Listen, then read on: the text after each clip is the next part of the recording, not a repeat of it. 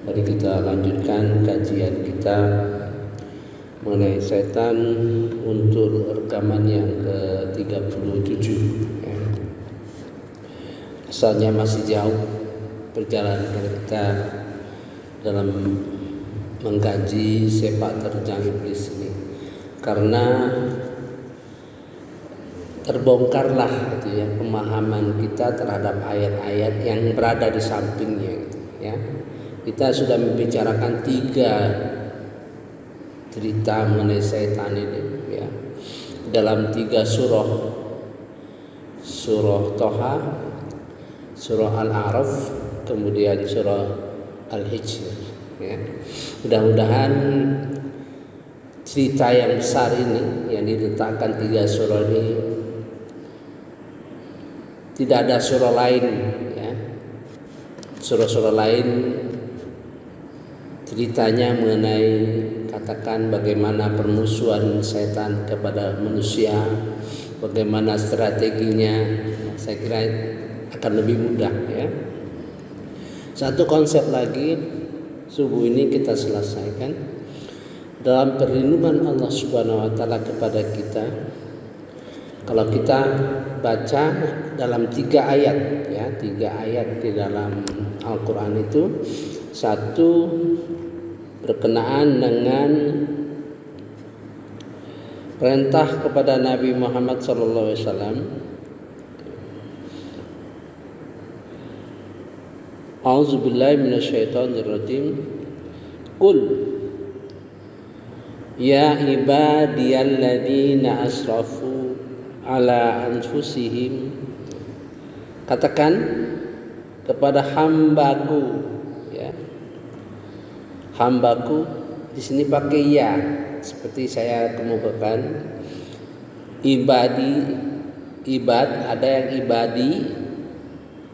ibadi hidup itu karena ada ya. Ada ibad sama-sama hambaku. Tapi kalau ibadi itu yang sedang berjalan, sedang belajar gitu, ya, menuju ya.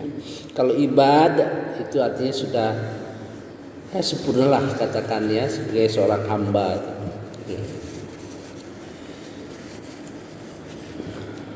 Katakan kepada hamba-hambaku yang telah melampaui batas, terlalu banyak dosanya, ala anfusihim ya. La taqnatu mir rahmatillah. Jangan berputus asa terhadap rahmat Allah Subhanahu wa taala. Innallaha yaghfirudz dzunuba jami'a. Sungguhnya Allah mengampuni semua dosa. Innahu huwal ghafurur rahim. Sungguhnya Allah Maha Pengampun lagi Maha Sayang. Ini ayat yang paling menggembirakan, ayat yang paling menggembirakan seluruh umat manusia muslim ya, menggembirakan. Jadi kita disuruh, kalau godaan setan itu berhasil mencoba kita kan sudah jelaskan dalam 5 kriteria. Sasaran setan itu 5 kriteria. 1, dosa terkait dengan syirik yang paling besar itu. 2, dosa terkait dengan bid'ah. 3, dosa-dosa besar yang kita lakukan ya. 4, dosa-dosa kecil yang kita lakukan tapi seringkali, misalnya kita sering merumpi gitu ya, sering mengatain orang gitu. Kemudian 5, dosa setidak-tidaknya kita melakukan hal-hal yang sia-sia, menghabiskan umur, waktu gitu. Padahal kita harus berprestasi di dalam hidup ini. Dalam surah Yasin ayat 54, apa yang kamu peroleh nanti di akhirat nanti itu hasil kerja kita, hasil kerja kita di dunia ini ya. Kalau kita tidak berprestasi, tidak melakukan sesuatu, jangan harap ya. Ini kita disuruh mohon ampun.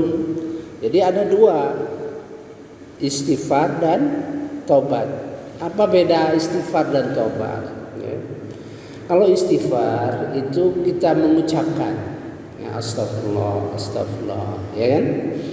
Kalau tobat itu perubahan perilaku, ya, perubahan perilaku kita yang tadinya tidak sembahyang sekarang jadi sembahyang, ya. Salah satu hadis yang saya pernah dengar, ya, saya belum pernah baca di mana hadis itu, oleh Kiai MZ, Kiai Zainuddin MZ, ya. Ada 6 ciri-ciri orang tobat tuh, ya. Dia sholat malam gitu. Dia kalau orang tuanya masih hidup dia lebih baik, ya, lebih baik. Suka sedekah, ya. Menjauhi lokasi ataupun teman-teman yang misalnya sama-sama main judi, sama-sama main perempuan, ya, menjauhi, ya. Kemudian juga banyak istighfar dan sebagainya. Itu ciri-ciri yang diberikan oleh Rasulullah SAW. Maka di dalam Quran ini, ya, kita disuruh istighfar, tobat, gitu. Itu nggak bisa selesai di situ saja, gitu. Maka harus dibaca ayat lanjutannya, gitu. Kalau diselesaikan hanya ayat Az-Zumar 53, maka itu mengambang, gitu, ya. Maka diperintah kita, wa anibu ila rabbikum, kembalilah kalian kepada Tuhan pencipta kalian. Wa anibu itu sama dengan bertobatlah, sama, ya. Kata tobat itu ada 4 di dalam Al-Quran, ya. Antara lain ini naba, kembali, ya. Wa aslimu lahu, berserah dirilah kalian dengan ikhlas. Sesudah kita banyak dosa sekali, ya, kita bertobat. Bertobat dalam pengertian tadi, ya, Rasulullah memberikan kriterianya. Karena kriteria yang diberikan Rasulullah SAW itu saya sudah bicarakan. Kalau hadis itu tidak ada dinamikanya, nggak ada, ya. Biasanya kesimpulan dari beberapa ayat, kemudian dalam pelaksanaan oleh Rasulullah kemudian disimpulkan, ya. Kita tidak bisa melihat dinamikanya, ya. Maka antara hadis dengan Quran itu harus dicampur, ya, penjelasannya, gitu. Jadi terlihat dinamikanya, gitu, ya, bagaimana dia bergerak, gitu. Bertobatlah kalian kepada Tuhanmu dan berserah diri dengan ikhlas, ya. Jadi dua kata ini saja sudah berat, ya, memerlukan kesungguhan, gitu. Kita tobat, kemudian berserah diri, ya. Bagaimana kita menyerahkan diri kepada seseorang, ya, yang kita merasa bersalah, gitu. Nah, menyerahkan diri itu bagaimana? Nah, itu kita, ya. Sebelum min qabli ayatikumul azab, sebelum datang kepadamu azab, summala tunsarun, ya, sedang kamu tidak bisa ditolong lagi. Kemudian ayat 54, wattabi'u ahsana ma unzila ilaikum mir rabbikum. Ini potongan ayat ini, ya, potongan ayat ini merupakan ayat yang merupakan di dalam surah Al-A'raf itu. Ikutilah Al-Quran di dalam surah Al-A'raf, ya. Ikutilah Al-Quran agar dia menjadi pemimpin kamu. Jangan mengikuti yang lain. Di situ. Kalau di sini katanya hampir sama, ya. Ittabi'u ahsan, di sini bedanya. Ikutilah yang terbaik. Ya, kalau dalam surah Al-A'raf itu menunjukkannya, saya bilang tuh, Al-Quran itu kayak puzzle, mozaik, mainan anak-anak yang sering ada gambar, kemudian dipecahkan, kemudian digabung lagi oleh anak-anak itu ya. Di dalam surah Al-A'raf, ittabi'u ma unzila ilaikum mir rabbikum. Ittabi'u ma. Kalau di sini ittabi'u ahsana ma unzila ilaikum mir rabbikum, sama besarnya, bedanya ahsan. Jadi menunjukkan di sini peningkatan ya. Jadi di Al-A'raf supaya kamu ikuti Al-Qur'an dan jadikan pemimpin. Ya. Di sini ikuti Al-Qur'an lebih baik lagi. Nah, suatu peningkatan tuntutan Allah Subhanahu wa taala kepada kita, min qabli ayatikumul azab baghtah, sebelum datang azab yang tiba-tiba ya, wa antum la tashurun, sedangkan kamu tidak menyadarinya. Jadi setelah taubat itu kita mengikuti Al-Qur'an, jangan lupa ya. Ay antaqula nafs, jangan, agar jangan ya. Ini dua ayat di atas ini diingatkan agar punya tujuan. Antaqula nafs ya. Agar jangan ada yang mengatakan antaqula nafs ya, ya hasrata ala ma faradtu fi jambillah, alangkah besar penyesalanku atas kelalaianku dalam menunaikan kewajiban terhadap Allah, dan sesungguhnya aku termasuk orang-orang yang ngolok-ngolok agama. Jadi dengan kita baca Quran ini kita tahu rentangan kewajiban kita itu kita lihat banyak sekali ya.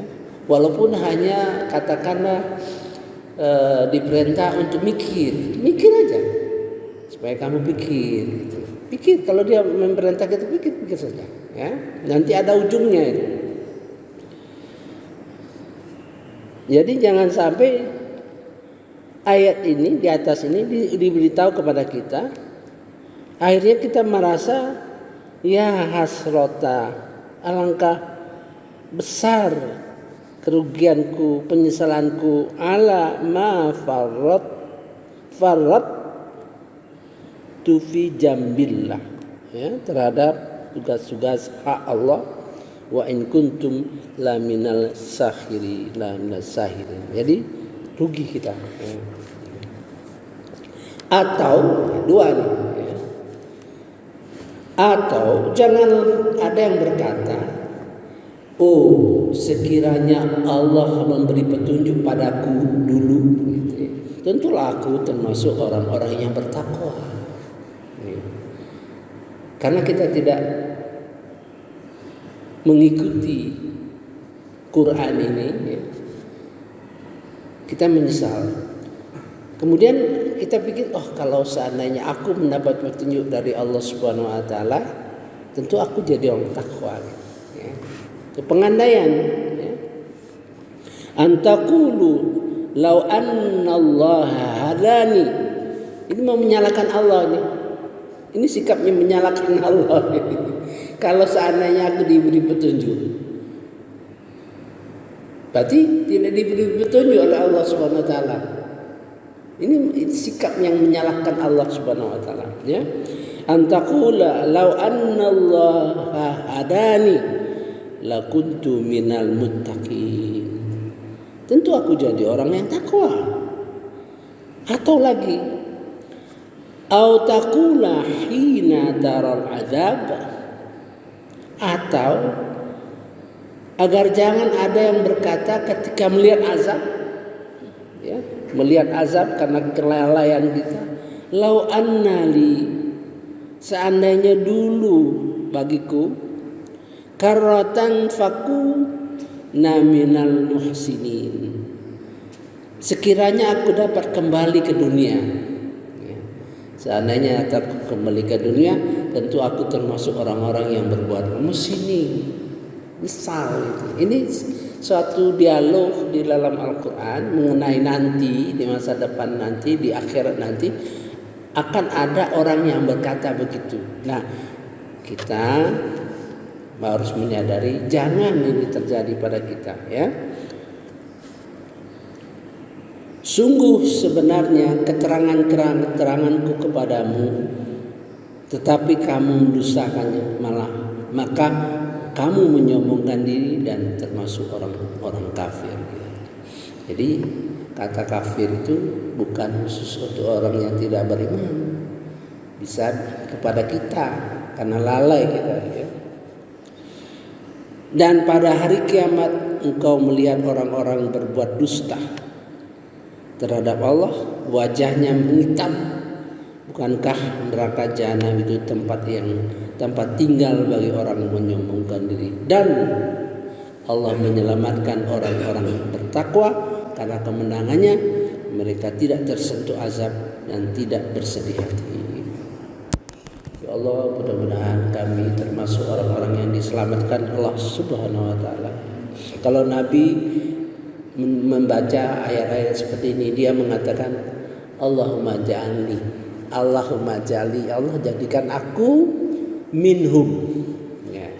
Allahumma ja'alni, jadikan aku di antara mereka. Begitu rendahnya Rasulullah SAW terhadap Al-Quran, ya. Sebenarnya padahal dia bisa mengatakan tidak mengatakan, dia yakin tapi tetap mengajarkan